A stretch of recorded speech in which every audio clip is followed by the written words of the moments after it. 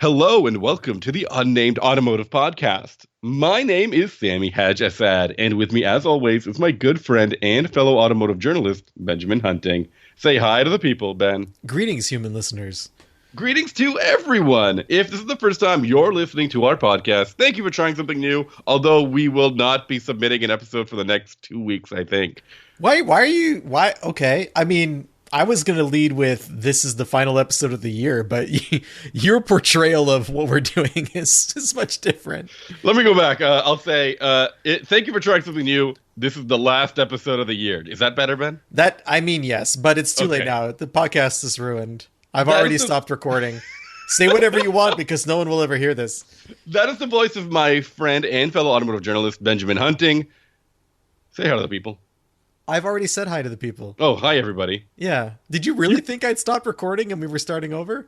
No, of course I can see how that would be confusing. Yes. This is very much a one-take podcast. Very much so. That's the way I love to do things. If anyone has seen my videos, I know they look really well done, but often the time, most of the time, it's my first take, and my subsequent takes are worse and worse, and so the editor's like, we'll just use the first take. I record this podcast floating in a pool and holding a laptop that's like balanced precariously on my knees. I like to add a danger element. Like, will we make it to the end of this podcast before I destroy yet another piece of office equipment?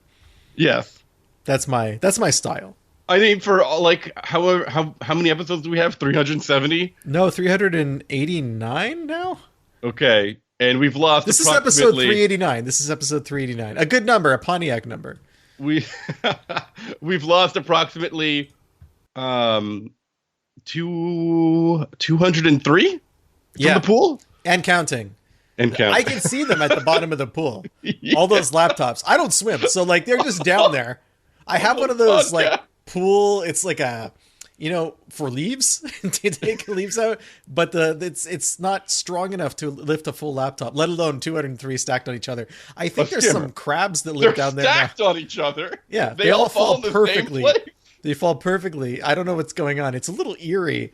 And like I said, there's some crabs that live down there now. They've made a home. It's a little ecosystem.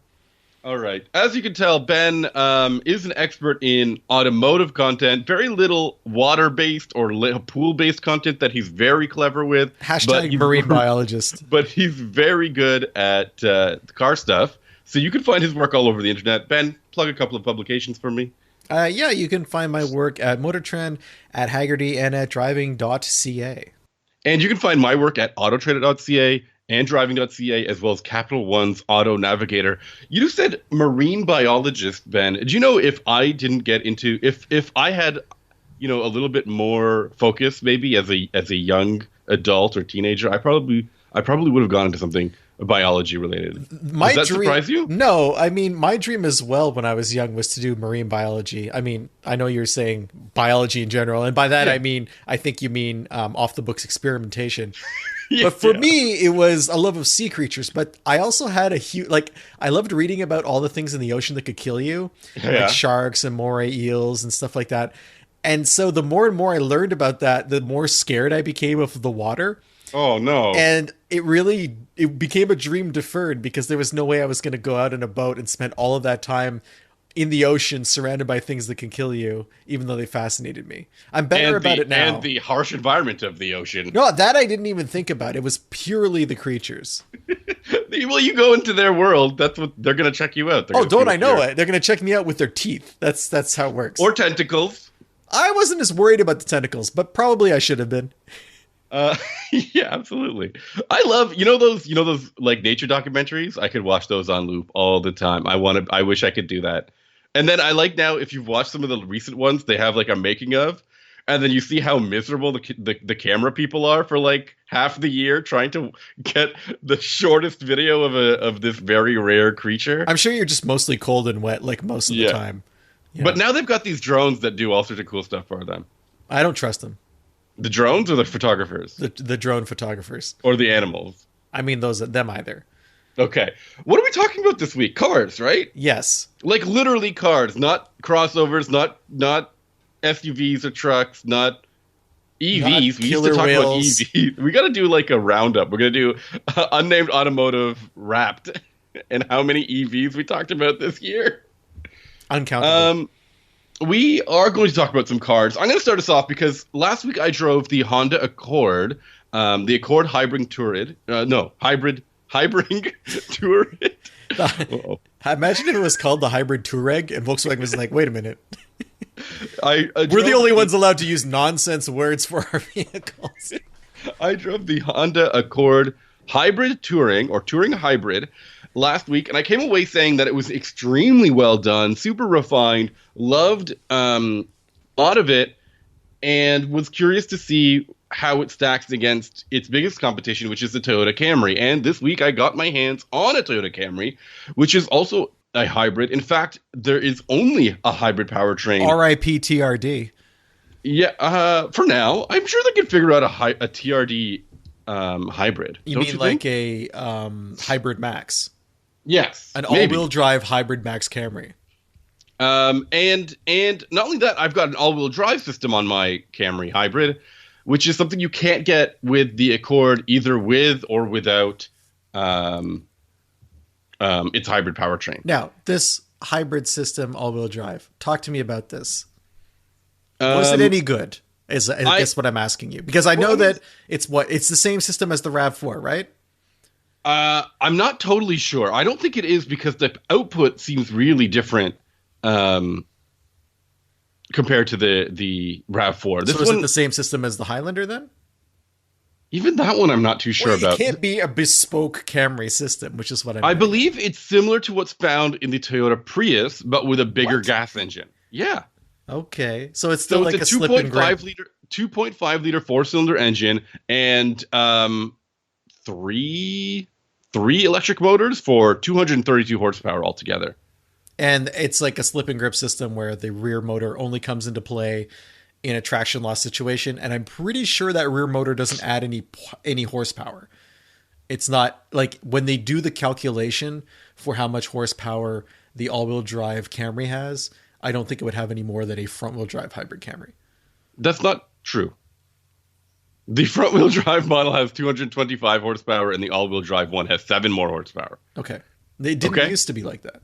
No, it didn't. I don't think you could get a hybrid all-wheel drive model in the past. No, but I'm just talking about like other Toyotas that did have hybrid all-wheel drive versus the standard hybrid versions. There was no power difference between them. Okay. All right. Well, I mean, my experience was that I drove the XSE model, which is one of the top trim versions of the Toyota Camry, which starts at around $35,000, almost 40 grand. Almost $36,000. And that what I'm experiencing. Is that here, US or Canadian pricing? That's US. I'll get the Canadian pricing right now. Okay, because I was about to say that's very similar to Canadian compact hybrid pricing. Yeah, no, that is the US pricing. So close to $36,000. Okay. Which I think is actually is okay. That's okay, because I think we talked about how the Accord hybrid could get closer to 40 grand, which is not very attractive at all. And comparing, say, that Camry pricing to a RAV4, what does that give you? Because I think that's the comparison a lot of people would make, right? Like, if you're someone who likes sedans and you go to the dealership, I'm willing to bet that a salesperson is going to direct you over to the RAV4. Probably more profitable RAV4. Yes. So I'm curious as to how much of a delta there is between those two models. Well, first of all, I believe that this Camry has more horsepower just from being a newer vehicle altogether. No, but I was thinking more price than oh, sure. You're getting this in Canada, you're getting this for $47,000, which is a lot of money. I mean, that's a $10,000 difference between the Canadian and US spec versions of this car, which I think is that it didn't used to always be that big of a difference, right? The exchange rate's really out of whack right now, though. Yeah. The Canadian dollar today, as of we're recording this, is at it hasn't been this low since 2002. So it's like a 23-year low. Dear. Well, I'm looking at the RAV4 hybrid, and you mentioned that the Camry was $36,000 US. So the 2025 RAV4 hybrid starts at $32,000 US. That's the hybrid with all-wheel drive? It's the starting price for the hybrid. Okay. So if I'm looking at it, if I'm trying to build it, it doesn't seem to differentiate between all-wheel drive and front-wheel drive, which makes me think they're all-wheel drive. Yeah, maybe. So the LE is 32,000. So a Camry LE though is under 30. Yes, but I was just comparing it specifically to yours. Okay. Right. So I'm saying the XSE, which is the top trim, but there's only 4 trim levels of the Camry. There are 7 of the RAV4. 32 of them in the RAV4? There's 7. Only 7 now? What happened? Jeez. I don't know. There's probably some kind of package that I'm not aware of. Yeah. So let's say is there an XSE version of the RAV4? Yeah, let me double check. The XSE version of the RAV4 is $37,560. So the price difference is very small, but it is about $2,000. Yeah. Well, no, it's $1,000. Okay, sure. Because you said 36, right? Yeah, just under 36. Okay. Yep. So it's still in favor of the Camry, though. Okay. In general, though, this is like it's a completely redesigned. This is a new generation of the 2025 Toyota Camry. This is all new. Everything is upgraded. The interior really looks super modern, which is something that I think Toyota has really struggled with in the past. For sure. They used to have these like chunky buttons that never really looked like the iconography of the button was too small for the size of the button. It always looked out of place, like it was like a remote control that you would give to an old person. Wow, an old person. How old would that be, Sammy? Don't alienate our audience. Maybe someone hard of seeing or hard of seeing, or you know what I mean. I do. Anyways, and it's got a really flashy infotainment system. I'm really impressed with that, and you can get it with a ton of equipment. My XSE, which again is the top trim version of the car, comes with everything you kind of expect, including a heated steering wheel, heated seats, ventilated front seats, a wireless phone charger, a head-up display, and I think it's got a branded sound system of some sort, which I wasn't that impressed with. But it's there if you wanted to be also unimpressed with it. And I'm really impressed with the design. I think it borrows a little bit of the design language that's first seen in the Prius. You know, those kind of like those headlights that look like really sharp angles, like arrows almost. I think that it looks very Korean. I think that there's so much about this, and the Prius to a lesser extent, but I'm looking at the pictures now, and that grille and those headlights that you're describing, I mean, this could be a Sonata. This could be an Elantra. That's a great point. I think it's less dramatic, though. I feel that, like, as you get to the rear of the Camry, it loses that, because the Sonata is wild at the back, right? Like the Sonata is really cool looking. Like, I think it's one of the more avant-garde sort of sedans that you can buy. For sure. And yet, with the Camry, it's a lot more conservative at the rear. The front also really calls to mind the Crown. I think it's kind of like that same slotted grille where this very wide slots that go, I don't mean like wide in terms of spacing, but like the length of them, it bisects the whole grille and it kind of curves inward at the trailing edges. So it seems to be the new language that they're going with, I guess. Looking around the rest of the lineup, you don't really see this anywhere except, like you said, sort of on the Prius. It's sort of on the Sienna and on the Crown as well. So maybe the rest of the fleet is eventually going to catch up. I think for sure. I think we're going to see an upgraded RAV4 with this design language too.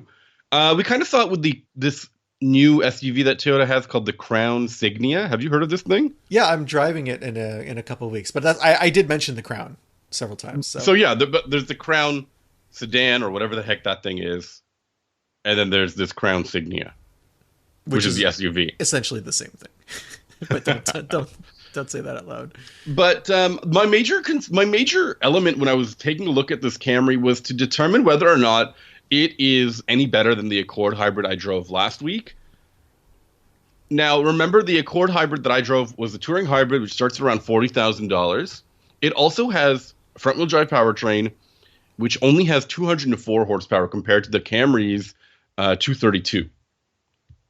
And so I was expecting the Camry to feel a little bit more sporty. That did not happen. This car is still feeling a little bit slow.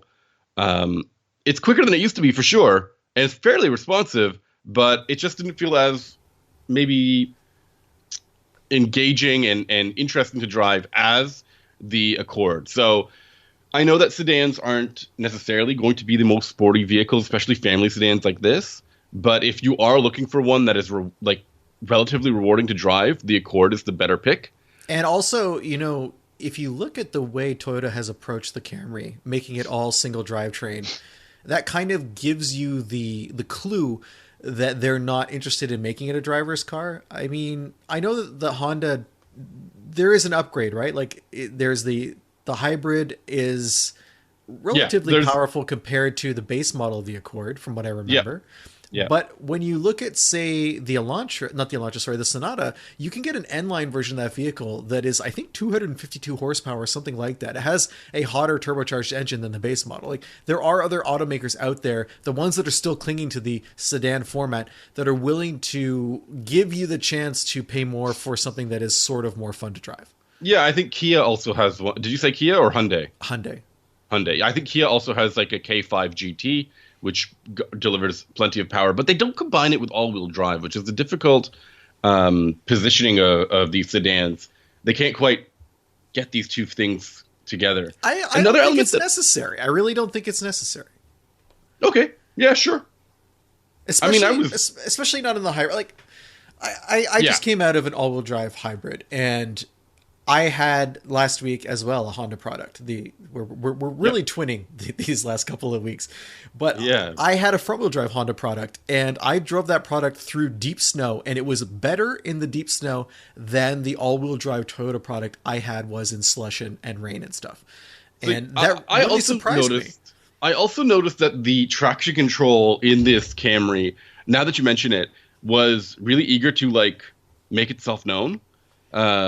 That little like flashing yellow light on the dashboard, and I didn't have any slush or snow, just had really heavy rain, and I was caught off guard by its presence. I didn't really notice it doing anything because mainly I wasn't trying to do anything. I was commuting around, but going through intersections where maybe it was like a pothole or a manhole cover, and I saw that this light just triggered, and I was like, "What is happening?" The other element here that's worth talking about is fuel economy. The XSE all-wheel drive version that I drove is rated for around 44 miles per gallon or 43 miles per gallon. And that's not super competitive, but only because the Accord offers 50 miles per gallon with its front-wheel drive only powertrain. So if you compare the front-wheel drive versions to each other, they're very similar, and in person I've been noticing closer to 45-ish miles per gallon, which I think is pretty good. And I find that the Camry system is fairly refined.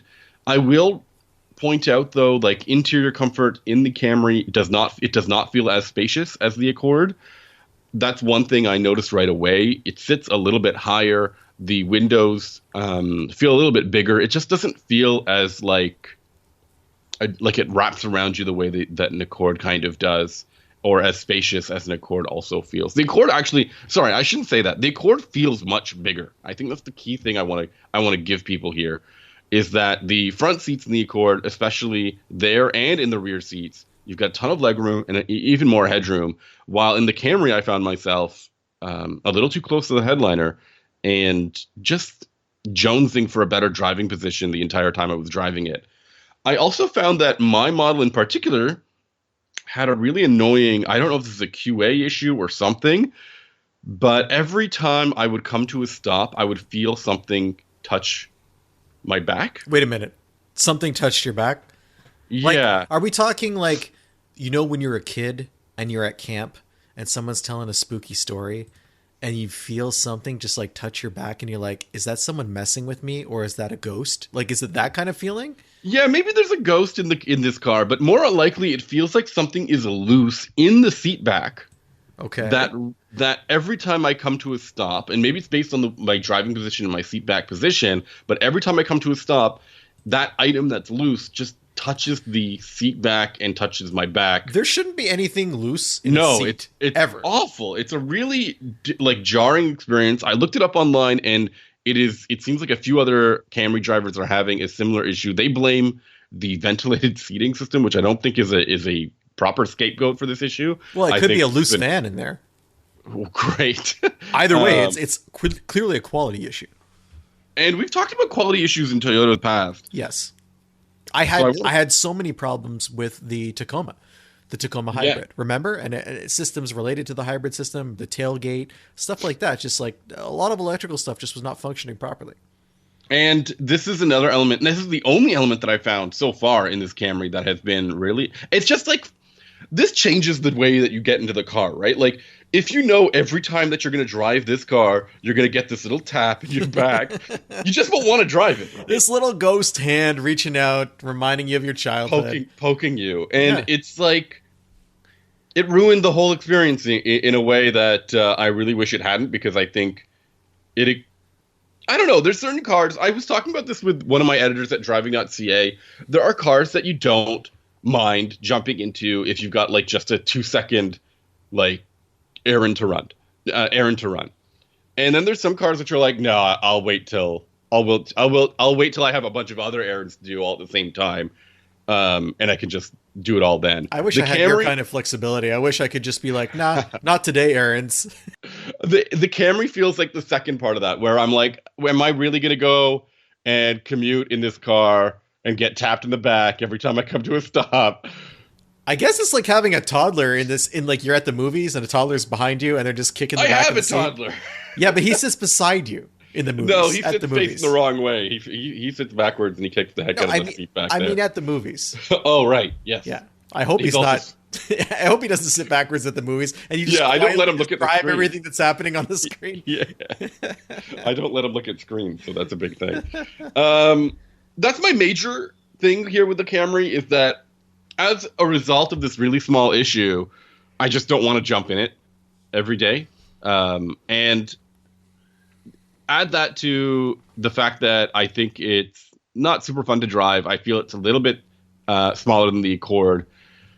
And there's some parts here that I'm not falling in love with. This is one of the few sedans left on the market, and it feels like maybe Toyota could have done a little bit of made a stronger effort here, the way that Honda did. But the issue is, of course, that there's a nearly $4,000 difference between the two top trims of these vehicles, and that's that, right? Like I feel like it's okay to not fall in love with a Camry, though, right? Yeah, like, I guess so. It's okay for this to be an acceptable car. It's less okay when there's so few options in the market. But are they just giving up? That's why we have chocolate and vanilla, right? Like, yeah, but you've got like caramel and crunch, and are we going to make a chocolate bar podcast? I don't think we are going to have caramel and crunch. I think it's just the Neapolitan of sedans now. So, do you have anything else you want to say about Camry? No, tell me what you've been driving, because you've been driving the smaller sibling of the Camry, which is the Corolla, right? We essentially are doing this twinned podcast where last week we drove big and small, and this week it's also big and small from the same brand. I had a Corolla Hybrid. It is essentially the same concept as the Camry in that it uses, in this case, I believe just 2 electric motors to generate power at all 4 wheels. The car coming out of the Civic Hybrid, I was shocked by how low rent the Corolla comes across. There are numerous problems with this vehicle in direct comparison to a competitor like the Civic Hybrid, and they are all related to this seeming decision on Toyota's part to do just the bare minimum to make a car that is perfectly fine but excels in no particular area and is dramatically behind its rivals in key places. The interior, I actually think the outside of the Corolla looks good. I think the XSE trim I had has like a fake diffuser at the back, and it was a dark red, and I think it looked nicer than the Civic. The Civic was fine, nothing against it, but I think the Corolla kind of had a styling edge, which is a bit surprising. Yeah, Civic has, I think Honda in general has a very conservative styling dynamic, right? Like they stick to regular shapes and they leave the crazy stuff for Acura. Yeah. So you get inside the Corolla and immediately your perception shift, because it's just a sea of black plastic, where the Civic has that nice kind of like metallic bisecting bar that goes across the dash where all the vents are. There's nothing like that in the Corolla. It's just there's some stitching on the dash to break it up a little bit, but it's super plain. Button placement is in weird spots. You have to reach for things like the seat heaters and you have to fiddle around the other side of the steering wheel at night trying to find other functionality. There's a floor mounted trunk lever. I mean, I don't know what decade this is in. That kind of feature is not great anywhere there's a winter climate because you're going to be reaching down into slush. There's a trunk pop button that you have to, sorry, not a trunk pop button. I just talked about that. You have to actually push a button to pop the gas cap. Again, why should I have to do that in this era? Why can't I just open the gas cap? Those are small things. The bigger problem for me is it's just so plain and uninviting. Then you get it out on the road. This thing has very little horsepower. 138 horsepower, 156 pound-feet of torque. That's 60 horsepower less than you would find in the Honda. And every time you need to accelerate in this car, the CVT just pegs the revs.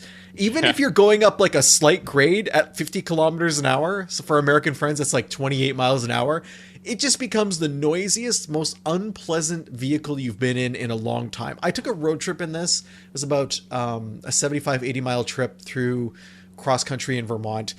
And it is an unpleasant vehicle to drive because of the coarseness of the drivetrain and the sound that goes with it. And I was really shocked by that. And so I dug into it a little bit more because the Civic is so much smoother.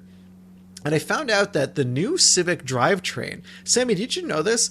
The gas engine is primarily a generator, and there is no. I have heard about this. And there's no transmission. It's a direct connection to the wheels.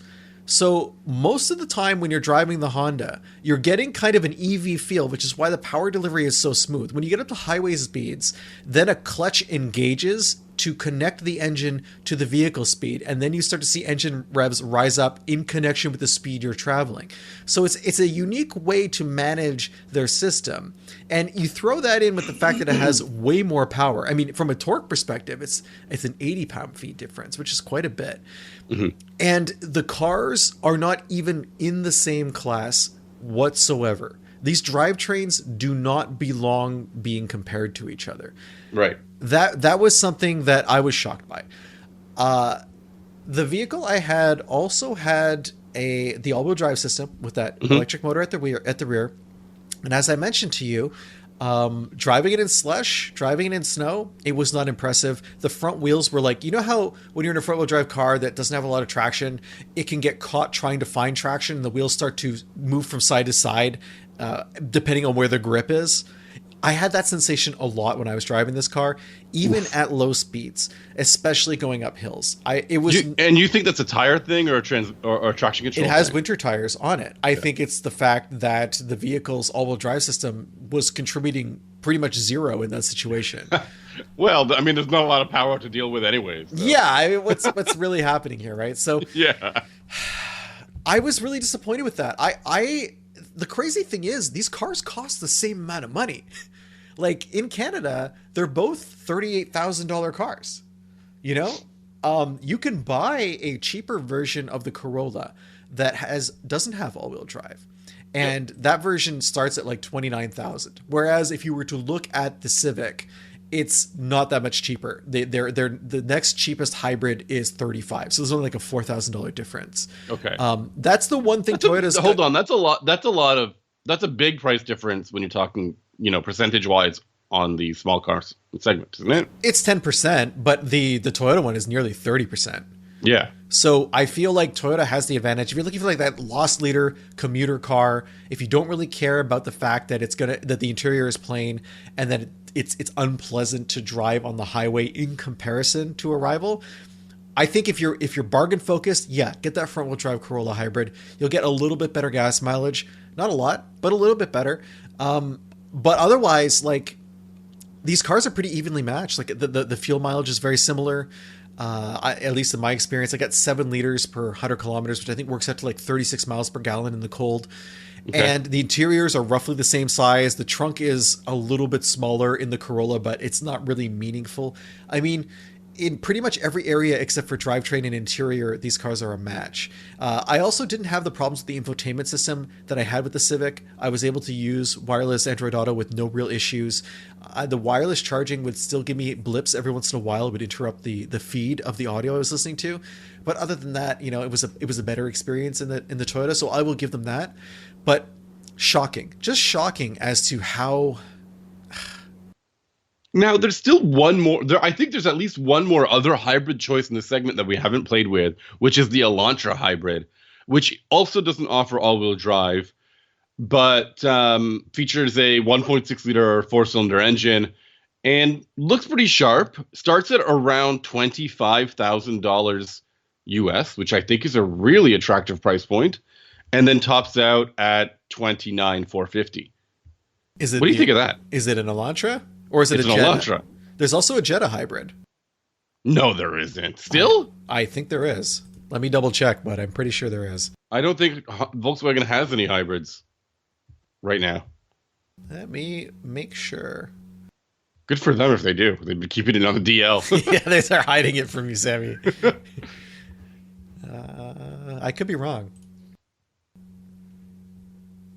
Does the new Kia K4 is a really sharp-looking car. I wonder if that's also available with a hybrid. I don't think it is. No, it looks like I'm wrong. So that's another thought that maybe I'll look into doing for one of my publications, a Hyundai Honda comparison. Well, if you do, you have to let me know so I can book a Sonata and we can continue to twin. Sure, this time me going with the smaller car. There is another vehicle I wanted to talk about this week, kind of briefly. So I picked up the Chevy Equinox EV. Oh, I'm super stoked to hear about this because the Equinox is supposed to be the new Bolt, right? And we kind of talk a lot about the Bolt all the time. Well, I don't know if it's supposed to be the new Bolt or if it's supposed to just be the entry-level electric vehicle you can buy from Chevrolet. I think that's an important qualifier because the Bolt was intended to be an every person's vehicle that was fairly bare bones, but still good.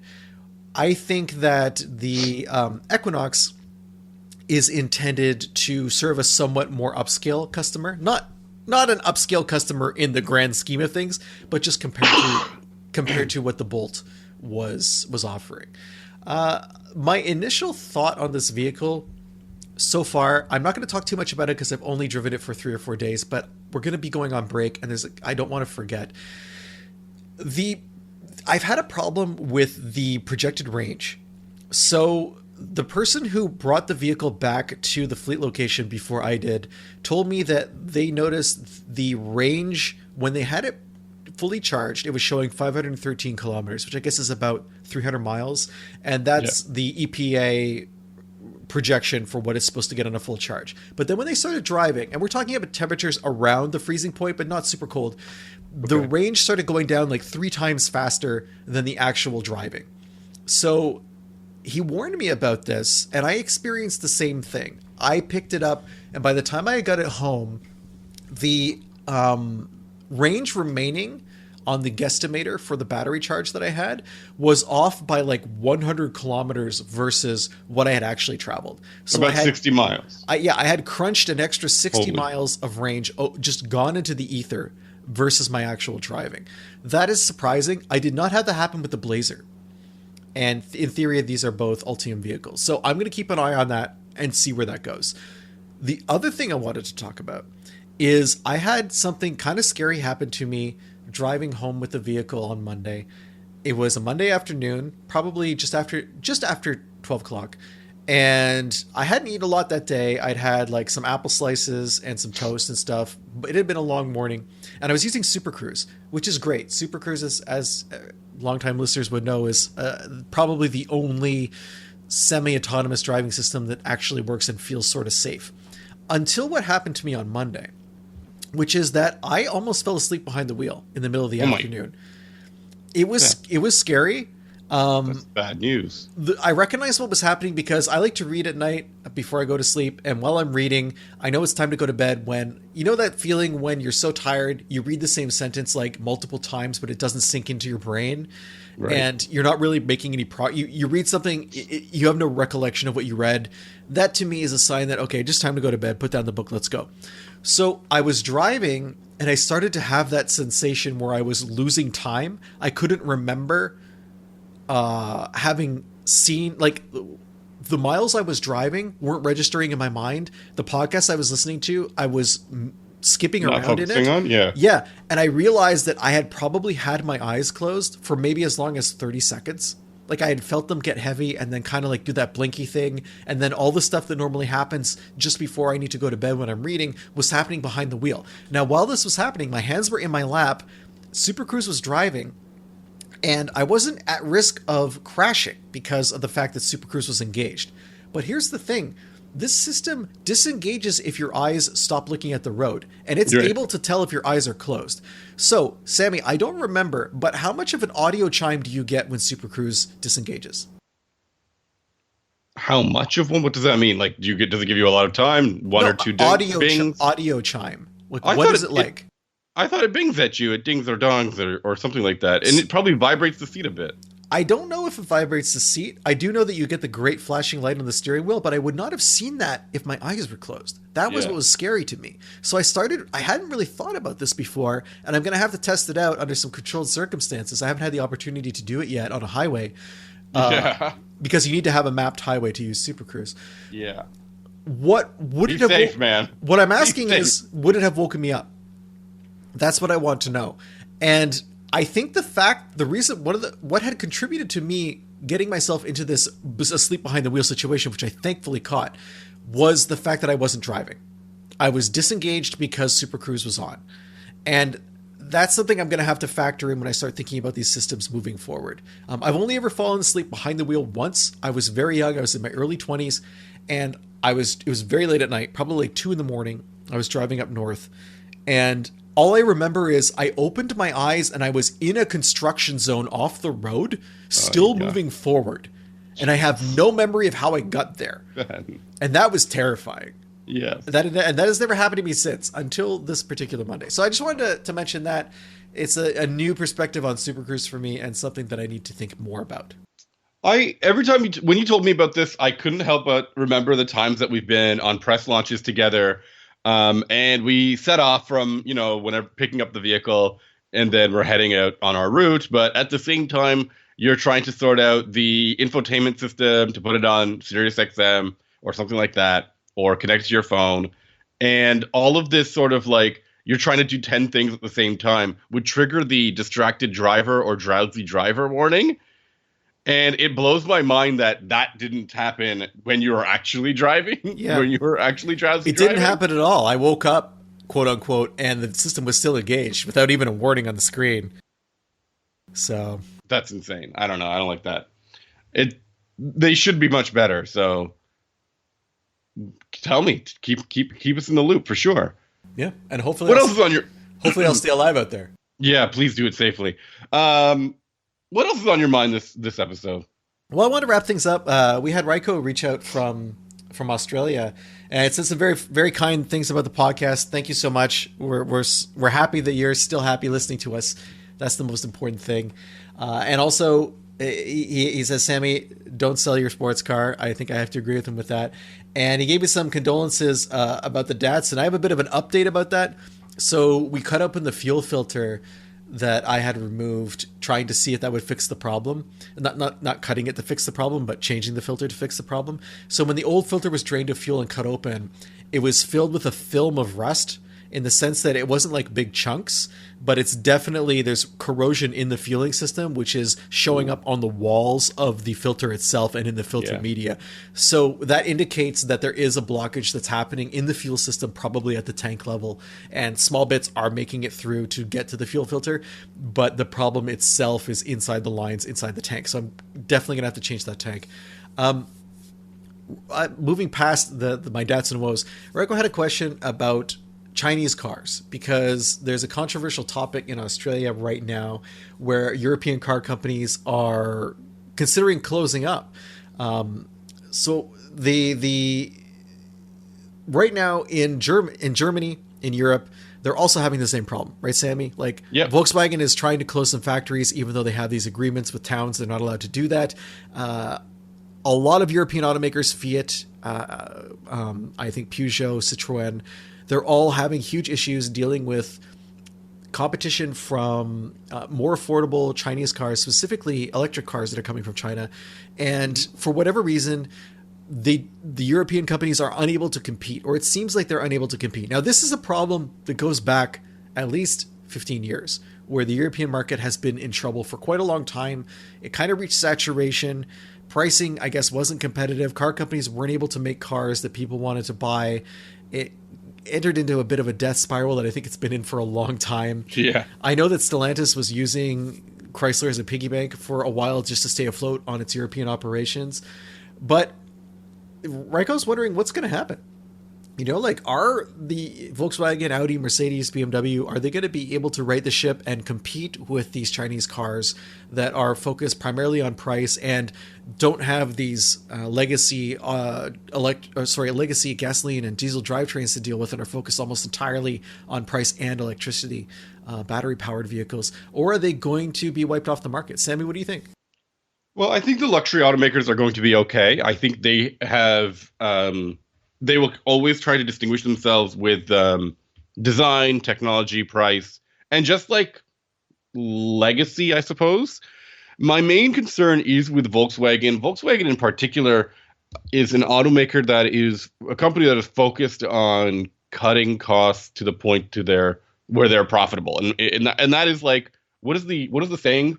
Cutting off your leg to lose weight. Cutting your nose to spite your face. It always feels like they're all about this strategy. And I think that as a brand, Volkswagen is constantly shying away from making really competitive, high quality products in certain markets. They stick to where they're strongest, which is, I think, mostly mainland Europe.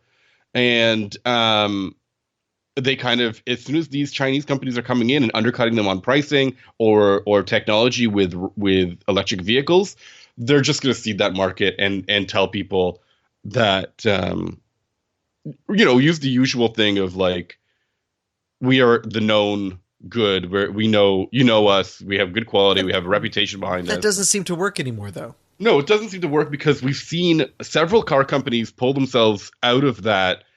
Like, when the Japanese automakers came to North America, there was hesitation, and the same thing with the Koreans. And, it's going to happen with every other brand that comes here from another market and undercuts and starts cheap and will gain valuable insight into what their market wants. But for now, people want cheap cars, and these Chinese automakers are delivering them. Now, the comparison with the Japanese automakers coming to North America, a big part of why they were so successful was because the quality versus Detroit at that time was so much higher.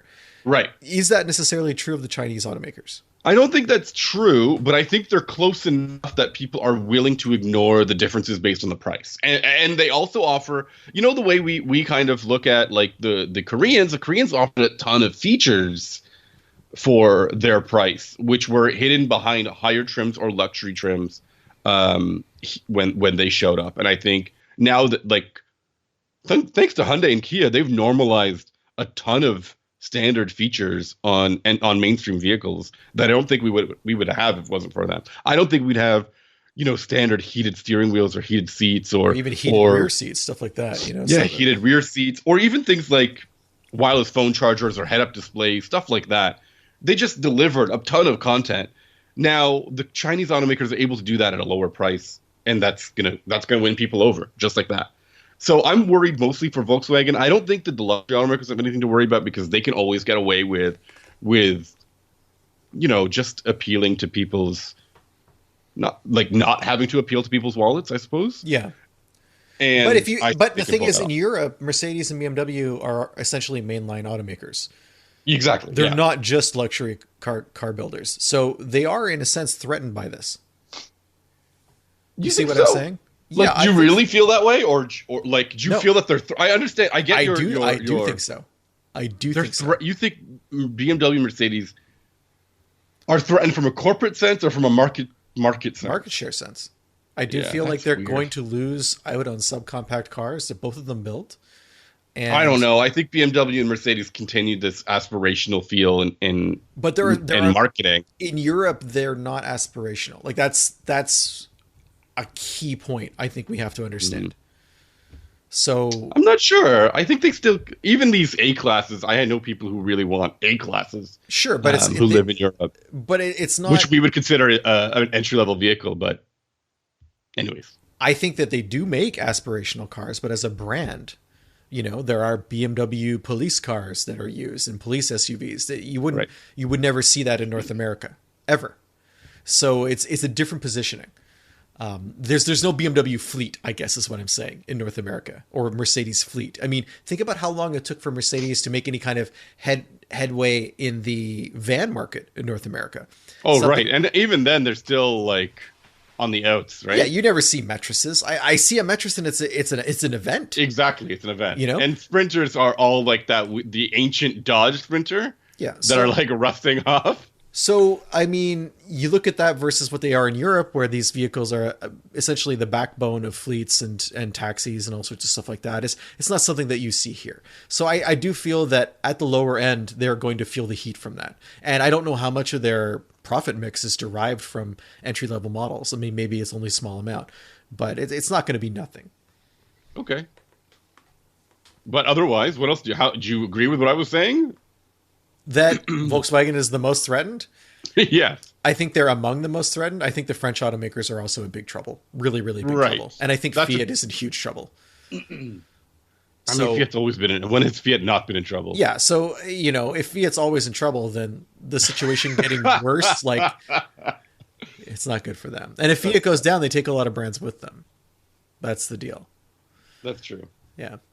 Okay. Anyway, hopefully that's insightful, Raiko. Sorry, we don't have all the details. It's not a market that we cover in depth, so it's harder to tell. And it's not a situation that we're seeing here because of protectionist trade tariffs. Yeah, we have a ton of these protectionist these tariffs that are put in place, not just on cars, but also on technologies. So, like even things like battery technology. Chinese cars are coming. I think the reality is that the Chinese automakers, or China in general, the lobbyists have not taken over here yet to make those things fall apart. There's a lot of xenophobia associated with this kind of stuff too. In terms of trade, China is often portrayed in an extremely negative manner. Which is because of the state-sponsored aspect of how their economy works. That has political ramifications that don't always fly well in North America.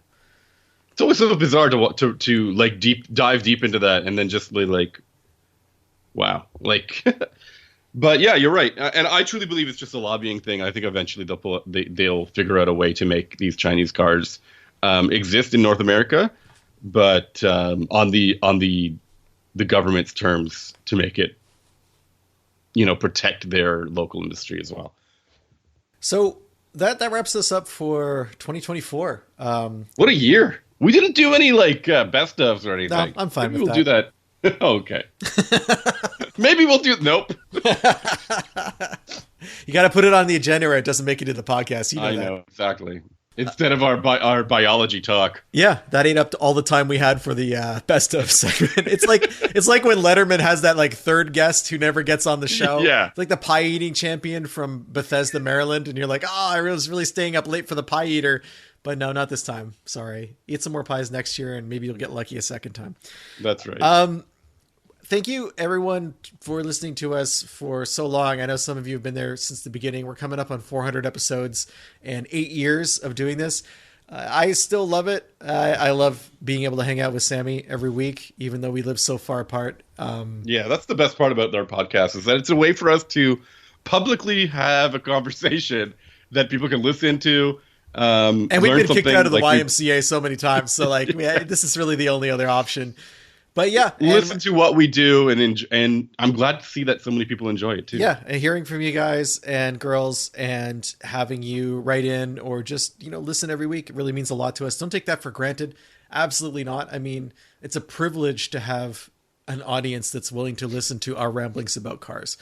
And it's a privilege to have this space where we can talk about vehicles in a way that maybe we can't do in print or on video.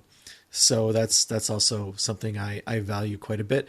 And hopefully 2025 is going to be a better year, because 2024 had some really great things happen for me personally. But there was also a lot of stress and stuff going on behind the scenes that I'm hopeful is in the rearview mirror. So that's all I'll say about the future. Sammy, do you have any predictions for 2024? About the future? Yeah. I think no matter the ups and downs, we've got each other's back here, and I'm really happy about that. All right. Well, thank you for listening, everybody. We will see you in 2025. Probably not sure when, first or second week of January, we'll have a show out. So hopefully if you celebrate these holidays, you get a chance to do so with family and you get a chance to relax. If you don't celebrate these holidays, take the time to relax anyway, because so many other people are celebrating. You could probably get away with just half-assing it. But either way, hope that the next few weeks are good to you and that you are able to relax. Yeah. Are we going to plug any of our socials or anything like that? No, we're not. All right. We're just ending it. We're just ending it for 2024. I mean, we can have one episode where we don't do it. Yeah. All right. See you later, everyone. Bye. Bye.